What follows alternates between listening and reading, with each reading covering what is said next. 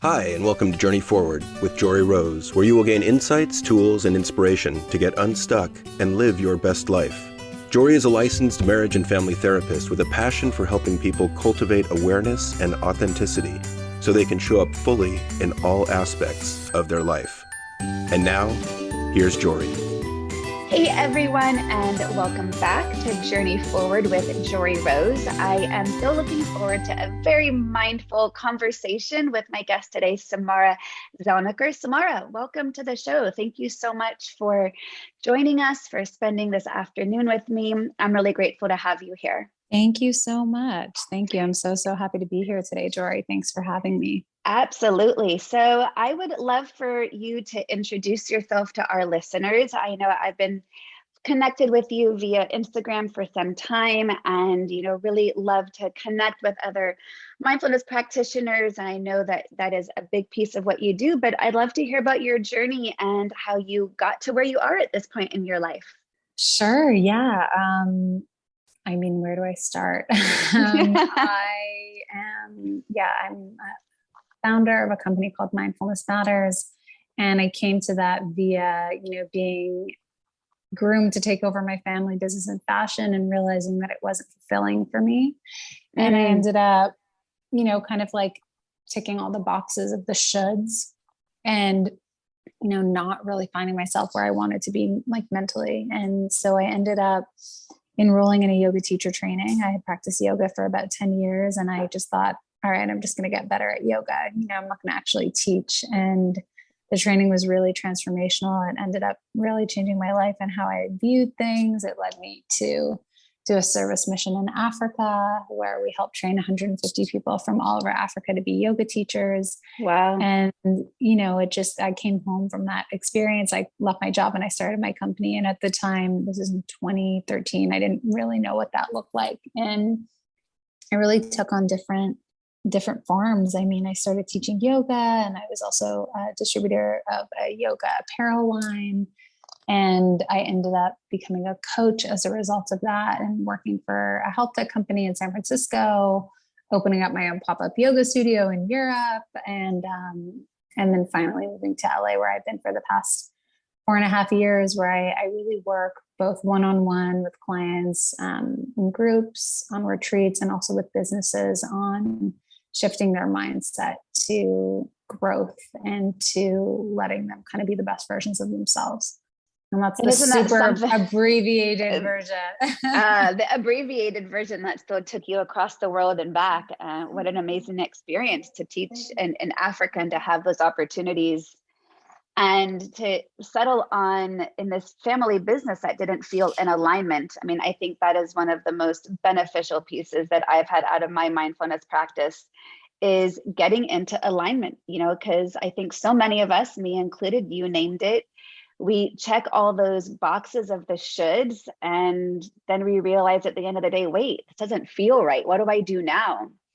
And that is so much easier said than done for so many people. Yeah. Can you speak a little bit more to, because that takes courage to, like you said, being groomed for a particular path in life, whether it was by choice or what others wanted for you, to be able to have the courage and say, this actually doesn't work for me. Yeah, you know what, I think you're right. I'm kind of one of those people who I didn't have those terms of alignment at the time, but, I knew that there had to be something more. I just didn't know what or how. And so I'd encourage listeners who, are maybe in a job, in a relationship, in a situation where they're not happy, to trust your intuition, even if you don't have that language around it, and to leap. For me, I'm someone who listens and leaps, and that's what I did. So I was an extreme example, whereas I quit my job and kind of figured it out. And a lot of other people do it a little bit more methodically. I help clients create those shifts all the time. But I think, it really comes down to like this baseline, right? Because we get used to a certain baseline. And sometimes we think, well, yeah, I'm just going to be vanilla coasting is what I like to call it. It's I'm happy just kind of feeling or being mediocre. And, I'm here to kind of, if you're looking for that sign or need that PSA of like, no, you get to live like an incredible life. And if you're not, then the ability is yours to change it. Yeah. And so I think it's about like listening to those whispers to be able to make that shift. and know that it's going to feel uncomfortable. Like it's often going to be like the path less traveled or the thing that feels challenging. Like it just will. And so I encourage you to lean into that. And that's the thing that most people want to avoid in life, right? Is being uncomfortable. Again, so much easier said than done. And that is the point of growth, right? I mean, there's all the cliches that I know I talk a lot about, the stars only come out at night, or bread dough only rises in the dark, or from our mess comes our message, right? We could come up with so many different cliches in which that's true. And yet it's true because it's, the ubiquitous experience that when we get uncomfortable, we're forced to have to get curious, or I believe being uncomfortable gives us the opportunity to get curious if we're willing to go there. And that listen and leap, that's a beautiful language to put to it. And I think some people even still are saying, that sounds great, but what am I listening to? What are the messages? And I know, part of my journey, which I know the listeners know, but, I was married to my high school sweetheart and dated him since the time I was 13. And at some point, I woke up one day in my early 30s and those whispers of this isn't, I don't know that where I'm supposed to be, but I was so afraid to listen to them for so long because change was really scary. Yeah. It I actually really think is. that's probably the sign. Like if it's not scared, then your dreams aren't big enough. You know what I mean? So like for you, if you're like, oh, well, this is easy, like the high school sweetheart, or for me, it was the family business. And it's like, well, and that feels scary. And then like leaving that feels even scarier. It's like, you're on the right path. Yeah. There definitely is not an overnight shift, is it? No, definitely not. It takes time and the need to build courage. Yeah. And did you have role models for that? And did you have support for that? Because I find for people who want to create change in their life, they either don't know where to begin. And I think that's great when, working with a coach or a therapist to kind of give you that blueprint. But what was your experience and the people around you in, helping you on your path and your journey?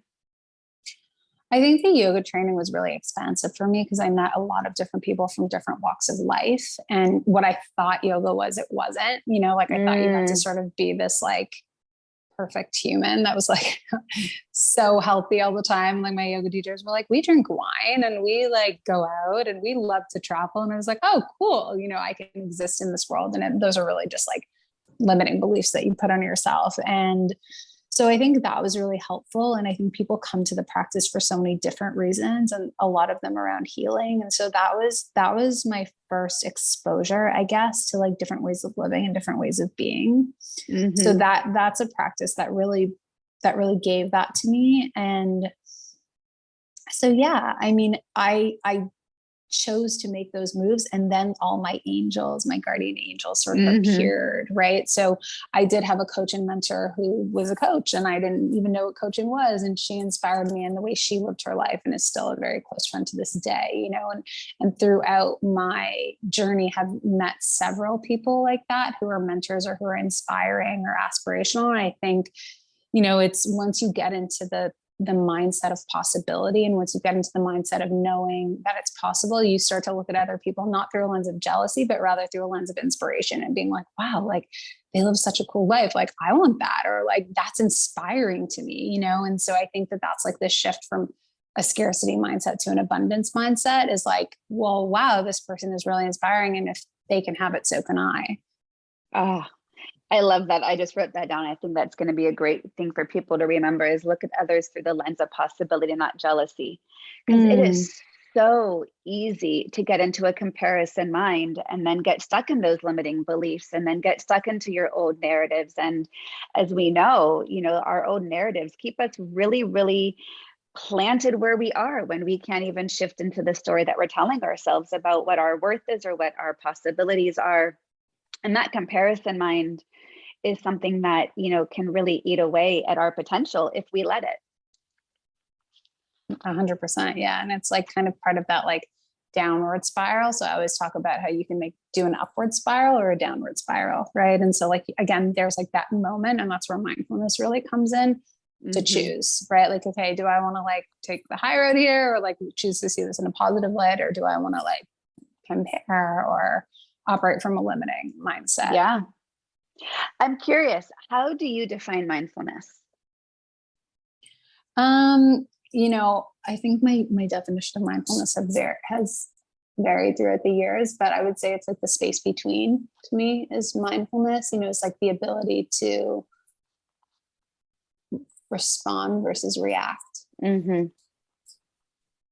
Yeah, definitely. And again, for so many people, the intention to be able to do so, it takes time and conscious attention to be able to build that muscle towards that. And I think that's the space you're talking about, that space in between, when we talk about observing our experiences rather than being in the middle of it, that observation just creates the possibility for a different response pattern versus what's been habitual and what we've always done, or again, even if others, what it's been expected of us to do. Absolutely. Yeah. What are some of the tools for people that you would suggest when you're working with somebody new who's really wanting to shift their mindset? They have this vision of what their better or higher self that they, want to begin to work towards, but just feel completely uncertain and, want to be able to get to that space in between, those thoughts or those reactions, and have a hard time even just slowing down to even listen to those whispers. What are some of the ways that you might guide best practices for people who are just beginning? Sure. Well, I think best practices there are really focused on meditation, which is like mental training practices, right? So like this isn't supposed to be easy, and our life is really fast paced, and society puts emphasis on more being better. And so if we're choosing to do something differently, it's going to require training, right? If we want to get into shape, we want to do a marathon, we want to feel more energy, we go to the gym, right? We work our bodies. And so doing, a series of mental training practices like meditation can be really helpful at starting to slow down. And it doesn't have to be this like huge, big life shift. It could be simply sitting for, 5 minutes of quiet while you're drinking your coffee or warm beverage in the morning, or, closing your eyes for 5 minutes before you get out of bed, right? So like it's adding on that time where like you just focus on your breath, right? And use your breath as an anchor. And what that does is it's training your attention to focus on one point. So then when you need to focus on something in your life, you have that like rep. It's like that you practice in meditation, which I call a dedicated practice. And then the integrated practice is like, oh, I have this work email that I have to write. Let me focus on that. Or I have this conversation that, someone that I really care about is sharing with me, or I want to enjoy this really delicious meal that I just cooked, And so I think that can be really, really, really helpful, is just sitting and focusing on one thing, primarily your breath, which is a form of meditation, mindfulness meditation. Another really great tool is journaling, right? So a lot of the times our thoughts are just kind of going on a hamster wheel, and we have about 17,000 thoughts a day. I don't remember the exact number right now. And 90% of them are the same.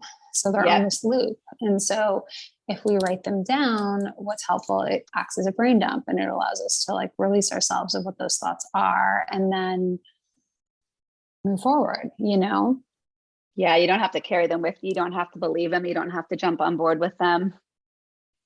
Yeah, exactly. It helps you just recognize they're just thoughts, and you don't have to do anything with them.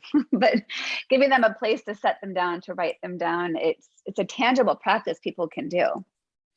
Yeah, I mean, exactly. And especially if you're new to it, and you're like, well, I don't really know what to do. You can have some journaling prompts, and that's how I always advise my clients to get into it, is like, 3 things you're grateful for, or how you were kind to yourself today, or what you want to improve, or different things like that can be really helpful in navigating like a blank page. Yeah. Those prompts are super helpful. And especially because sometimes we create the space to do it, and then our mind goes blank. What was I supposed to write about? Where do I begin? Yeah. And it's like anything, none of this is supposed to be easy, right? And so the more we train ourselves, or the more we have these tools, the easier it becomes, right? And then you start to really look forward to these practices, and they become like so integral as part of who you are. Yeah, I always say, mindfulness isn't something we add to our to-do list. It's part of what's on our to-be list. Who do I want to be in the world? What's the quality of presence I want to bring to myself, to my relationships, to the task at hand, whatever it is that I'm doing. And, people often say, well, I don't really have time to be mindful. It's like, well, you're not adding something of your time, it's how you're using your time. And I think even just helping people understand that, these is, as you named them, dedicated practices, I might consider that to be like a formal practice, in setting that baseline of meditation. But once you have that baseline, the muscle gets stronger, then it becomes second nature. And, people always say, well, like I said, I don't have time to be mindful. It's like, well, you found time to be stressed, you found time to be angry, but you didn't sign up for that, but it's already here. So if you, do that mental training and practice that level of awareness, then you're not adding any extra time. You're actually going to have a bonus amount of time that you don't need to spend to those extra thoughts or those extra stressors because you've responded versus reacted, which we know just makes things bigger and makes it harder. Exactly. I mean, Yeah. you nailed it on that. It's like stress just creeps up with us without us needing to try. And I think, by nature, our baseline is that we are, we self-ruminate or we compare or we are wired for survival. And so essentially, when we think about things in that regard, it's going to be easy to be stressed. And so that's why it's a little bit harder to be mindful, because we actually have to work at it. And I always say, like, it's hard work, but it's the most rewarding work you'll ever do. So it's worth it. Yeah. And, one of the things I'm curious about, how you recognized your relationships shifting once you began your practice, because, to me, I believe mindfulness puts us in better relationship, both to ourselves and others. And over the course of my business, I have failed to narrow down to one area of relationships. I have had business coaches be like, pick your one niche. It's like, I'm not willing to, because I think they're too integrated. For me, it's, better relationship to myself, but increasing that compassion, that kindness, that self-trust, that trusting my intuition, but being in better partnership. And especially as a mother, I mean, that was one of the places that my mindfulness practice has been hugely beneficial, but, in relationships in general. And so what is your experience of how mindfulness has impacted your relationships and the tools that you bring interpersonally? Yeah, well, I remember when I did my yoga teacher training and they were like, when you leave here, if your relationships change because you see things differently, like, don't be alarmed. That's kind of a byproduct of going through this up leveling, and I mean, it's only grown from there. But I think that, it's understanding that people are all often, and not often, but always operating from their own cockpit, and so like a lot of the time it's like, I really go by the rules of the 4 agreements, which is like, it's not personal. Don't make assumptions. I forget the other 2 right now off the top of my head. Be impeccable with your word. Yeah, exactly. And always do your best. Yes. There you go. And so I think that it's remembering that, and like really like not taking things personally is so, so important. And like a daily reminder, right? Like, oh, this actually isn't about me. This is about you, or whatever you're going through. And so applying that, and like for me, a mindfulness practice and just a general practice in how I live my life is just living in integrity, right? So like there's that be impeccable with your word thing. That's really important to me. Yes. Go ahead. And I'm excited because I'm actually expecting my first baby. So I'm excited to explore, how this is going to play a role in parenthood. But from my mentors and people, who have kids already, they've, all said that they've relied on their mindfulness practice a ton in this space. Yes. Well, first off, congratulations. That is so exciting. It's that's one of the areas. Well, I was going to say one thing, and then I'll go into the parenting piece. But my fiance, he was getting his PhD at Cal. He's in a similar field. He has a educational psychology was his degree, but he's an executive coach now, working with men on emotional awareness. So we always get to geek out. We geek out together on all of this, because we do very, very similar work and do a lot of work together with couples, actually. But one of his professors at Cal had said, 95% of things aren't personal, but we take almost 100% of things personally. So back to that 4 agreement statement, right? That, if you could remember, this isn't about me. It's such a helpful way to just, again, observe the situation and look at our habitual patterns and thinking, oh, this has everything to do with me. It's like, no, let me just get curious here. Because when we take things personally, Oh man, that just ruins the flow of things, doesn't it? I mean, it ruins the relationship a lot of the times, right? Because It we're spending does. so much time like judging and less Yes. time just being, you know? And so I think that if you're choosing to have someone or people in your life, it's like allowing that. And also, of course, relationships can change. So if that no longer feels good at a certain point, it's like owning that, speaking your truth, which is another important mindfulness practice. And then also deciding like, hey, you know, does this person give me energy or drain me energy? And I think that when you have a sense of who you are, so you like really build on that self-awareness, which is really like the cornerstone of mindfulness, then you have an understanding, right? Because a lot of the times when you don't have that practice, you don't really you don't get that, you don't have that sense of people. And so I think that it's so imperative at discerning who's in your life and who isn't, and who gets to be in your life. Yeah, absolutely. And that was something that having been with my husband since I was so young, I didn't really have self-awareness. I mean, my awareness was so overly enmeshed in our relationship. And that was one of my wake-up moments of asking, like, who am I outside of this relationship? And I had to explore that in my own, that was my meditation practice, was helping me find my own self-concept. And after my divorce and, when I was starting to date, and then I found John, one of the things that I said to him very, very early on in dating is I've worked really, really hard to find myself and, discover who I am at this point in my life. And I'm not willing to lose myself again. And so, holding that space of honoring my own self-awareness while practicing being in partnership without getting overly enmeshed and losing my identity. I mean, that's been an ongoing practice. And, we luckily have the language around that, and you might begin to see is another phase that women get stuck in, and they can easily lose themselves in motherhood, which is a great place to stay grounded in your practice. So your identity doesn't get overly lost in this amazing role that you embody, like literally embody, right? Right. And yet what we can role model to our children as a result of that practice gives them the biggest gift you can ever give them as a mother, honestly. I have no doubt about that. I mean, I was having this conversation with a friend yesterday just around like the importance of still needing to feel like myself, and like so many people are like, are you excited? I'm like, of course I'm excited. And I can't wait for that. And like, I'm still a woman and a wife and a daughter and a friend and a sister and a business owner and all of these other things, And so I think for me, like those identities are really important to upkeep. They are. And I have a quick story I think you'll appreciate. When I really started on that awareness journey, one of the things that I did to create that stillness and to find that space so I could actually quiet down those thoughts, I started going on a lot of retreats and really just delved into learning personally and professionally, did trainings and seminars, but also personal retreats with amazing teachers around the country.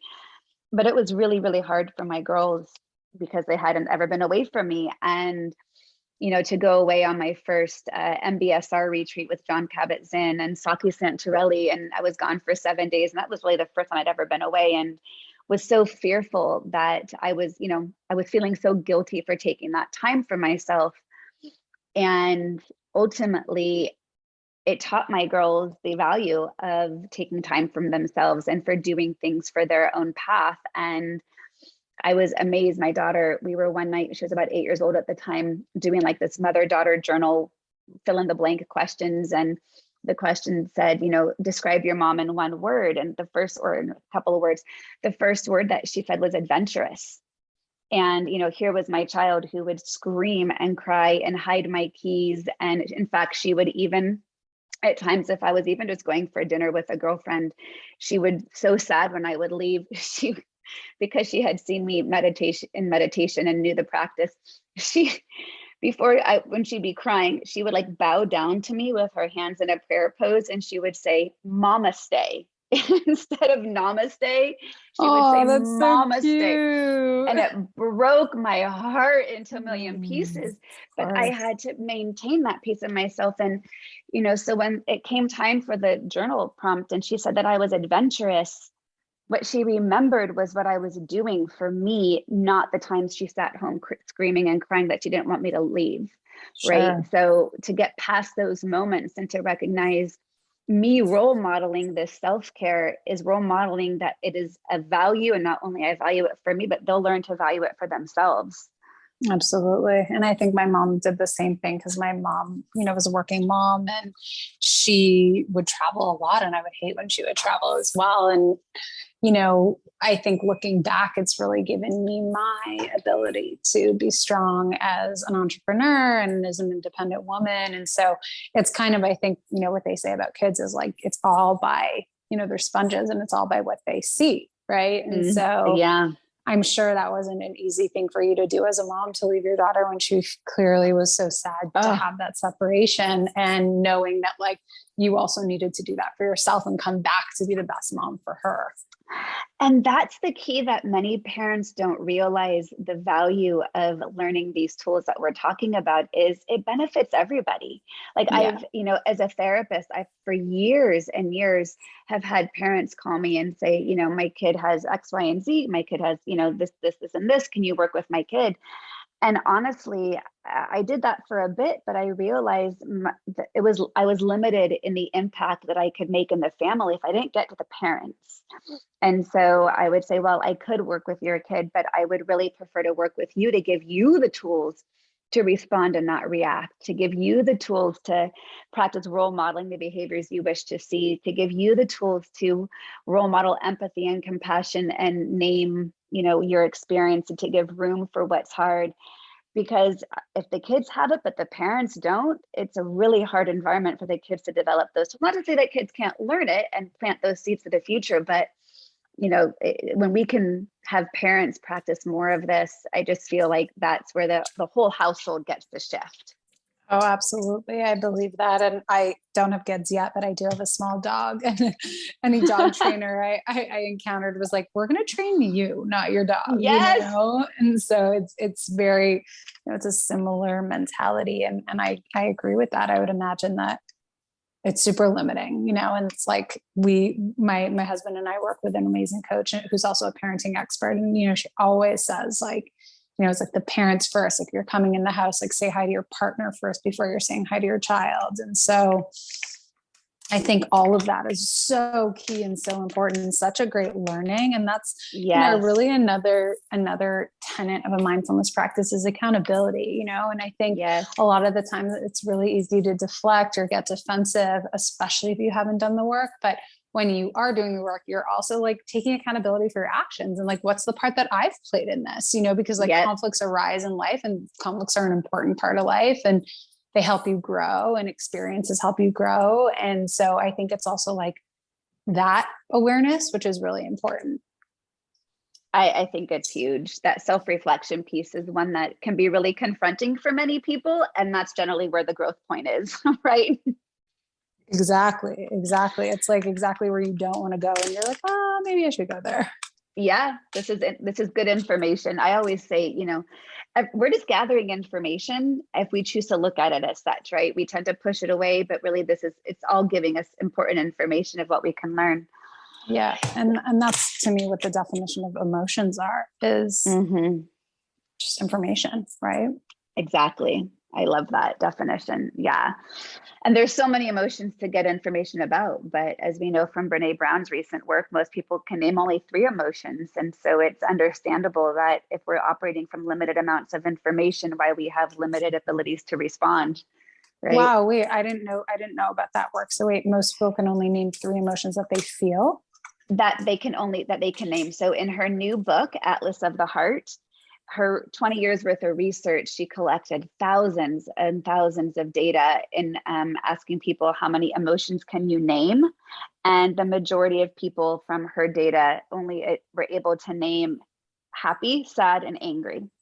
And in her new book that just came out, early December, there's 87 different emotions that she highlights. And she even includes emotional experiences, things that may not be specifically an emotion, but an experience that you could categorize in comparison to other emotions. And she's teaching the granularity of the different emotions and experiences in that our ability to name our experience more accurately not only gives us greater self-insight to understanding our own process, but gives us greater ability to communicate what we're experiencing to others, so we can ultimately be in better relationship and connections. When we can understand ourselves, we can then be in better relationship because we can understand others, and they can absolutely reciprocate. So yeah, I mean, we aren't really taught that emotional granularity. We aren't really taught, to deepen the experience of curiosity with what we're feeling. We're just quick to name it because we want to fix it. We want to solve it. We want to be done with it and move on because it feels shitty and I don't like it. Right. So, taking that time to really understand, what am I actually feeling, and then getting really curious of what's the story I'm telling myself about this, and where did I learn, the language to put to this? And, for me, helping clients identify on a deeper level, okay, you think you're feeling this, but I'm curious, is that really accurate? What else is underneath that? So it's absolutely. Yeah. that And self-reflection. it's the willingness to go there. And it goes back to my earlier point around discomfort, right? Like, ooh, this feels uncomfortable. Ooh, this conversation is uncomfortable and I don't have tools. And that, also goes back to like our system and society is that we're not often taught these tools. So it can feel really scary. And I do think that's shifting, especially with, the work that both of us do and them introducing certain tools like this in education. Oh yeah. That's actually where I got my start, was teaching mindfulness in schools for 4 years. And, I for years, would have families who would reach out to me and, my kid still does this. And it was really actually amazing. There was this one experience where I had been at the school for quite some time and I was teaching the how and the what of mindfulness, but I wasn't in my training that I was certified in. They failed to really give us the understanding that we also had to teach the why does this matter? Right. I can teach the what and the how, but if anyone doesn't connect to the why, it's not going to sink in as a practice that they need to cultivate. So there was one day I went around to every classroom, and it was a school that was grades kindergarten through 8th grade. And I asked every class in each grade, if you've been breathing from the moment you're born until the moment you die, why should you practice breathing? Because at the time, also, I was very cautious to not use the word meditation in schools. So I simply called it mindful breathing practices. So I asked them, why should you practice breathing? And this one brilliant little girl, she was 9 years old. She said, I imagine we practice our breathing for the same reason we have a fire drill.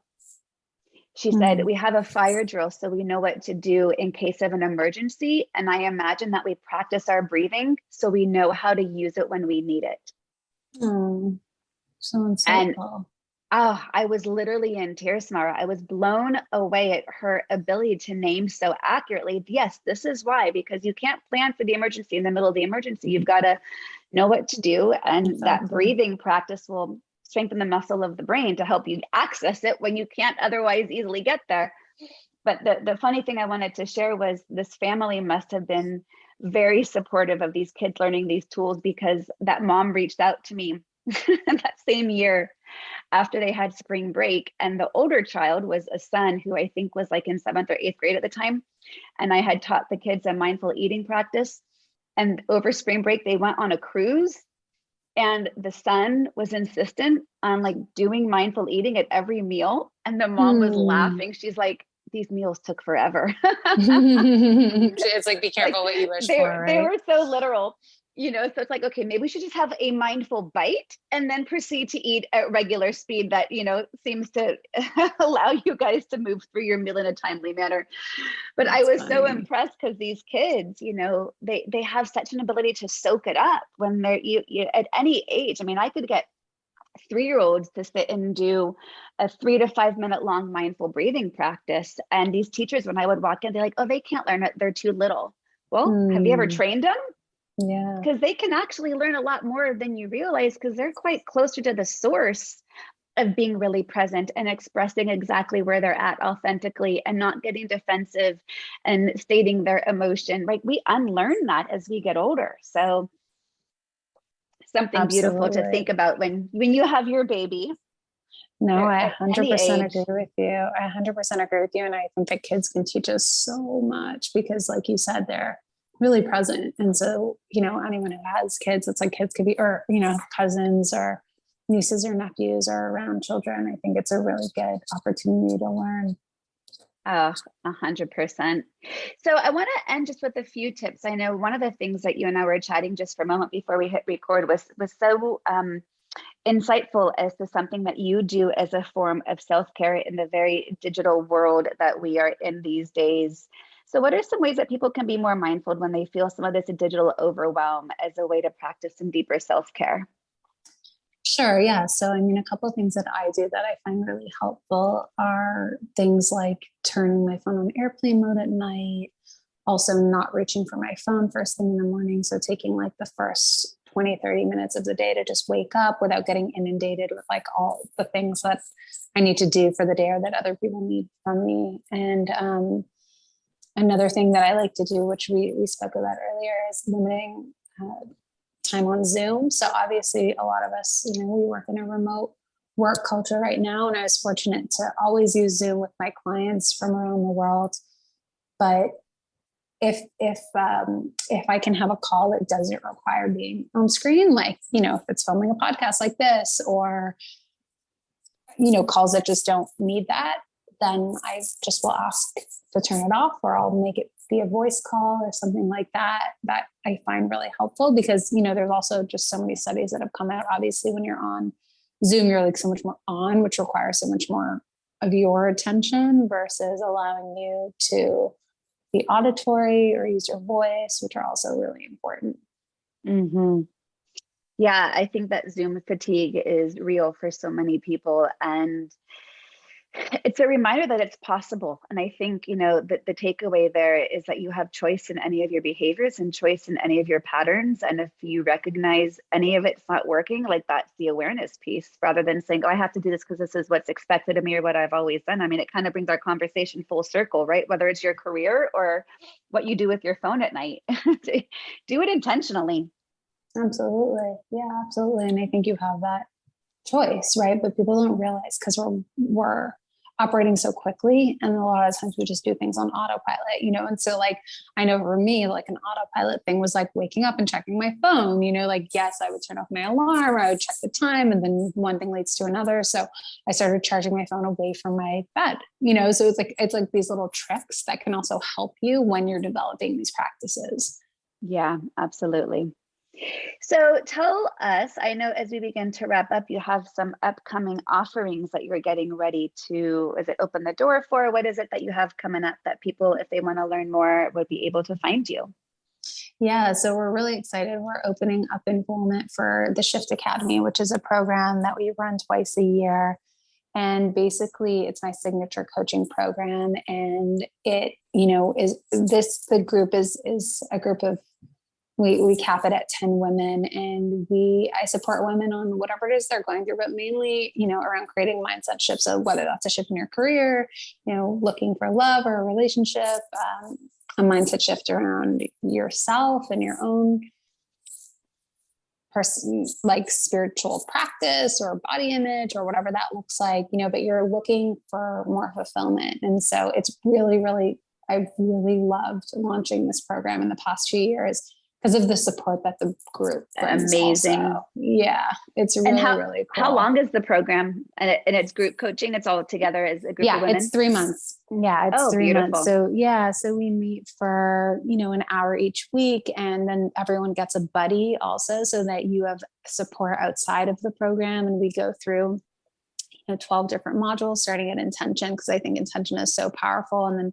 landing all the way on intuition. And yeah, I mean, there's just so much juiciness there that I love that. And yeah, I'm going through it with a group right now who are so incredible, and they've created so many awesome shifts, and it's so great to support them as a group and to get to celebrate their wins all together. And that's so key, celebrating those wins, no matter how small they are. And I love that you partner people up, because that was one of the words that you mentioned a little bit earlier, was accountability, and being able to have someone that feels so supportive, who's cheering for us, but we also want to be able to show up for, because sometimes we may not, be able to do it just on our own, which we know is hard. Yeah, I think we're never supposed to do things on our own, especially in this realm. I think that like there's so many ways that we could fall off the wagon. And so like having people that speak our language, whether it's a coach or a group of people or friends or partners or whatever that can support you in that is like necessary to success. Absolutely. Well, we will have the link for that in the show notes for people who are interested. What are the dates for that? Because I know we're having this episode come out prior. So when do those doors open? Yes. So that is a great question. So enrollment for the program is going to be open on the 7th of February. And then the enrollment is going to close on the 21st. And we're going to start that call in the week of the 21st. Well, perfect. This is going to be absolutely perfect timing. So for any of you guys who have enjoyed our conversation today, I know I have, and I love talking about all this stuff. I could talk to you for hours around, all of these insights that you and I both have embodied and been able to see our own shifts. I know I personally get so passionate about teaching that to others because while everyone is different and everyone's story is different, I know that even if it's just a 1% shift, that's going to put you on a different trajectory in your life. And when you experience that conscious shift and you begin to embody the path that you really want to be walking, there's nothing I think more powerful than that. At least that's been my experience. So I can imagine that is the same passion that you bring to the Shift Academy. So those are a lucky group of women who get to work with you on that. Oh, that's so sweet. Thank you so much. And I can hear the passion in your voice too. And I'm sure that we could keep talking about this for ages and ages. Definitely. And I think, like such a big part of choosing this path is like walking it, you can't fake it. And so I believe it's like a candle. When you light your own candle, you can light so many others. And this isn't information that's meant to be kept. It's meant to be shared because it's really life-changing. And so there's a power in that.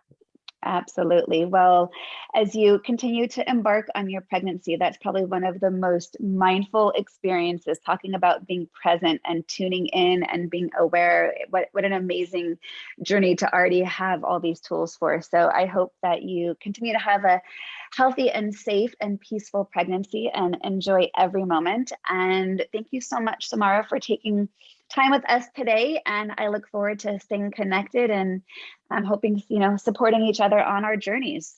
Absolutely, Jory. Thank you so much for having me. All right, everyone, take care and be well.